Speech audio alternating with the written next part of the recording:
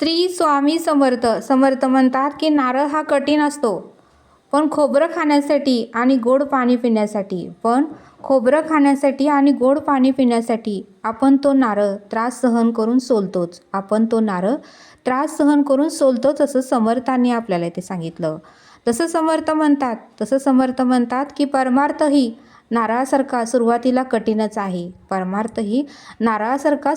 कठीणच आहे, पण आपण तो त्रास सहन करून परमार्थ जर करत राहिलो तर नंतर आपल्याला गोड पाणी आणि खोबरंच खायला मिळणार आहे असं समर्थांनी आपल्याला ते सांगितलं. आणि म्हणून समर्थ म्हणतात की दिवा सतत सुरू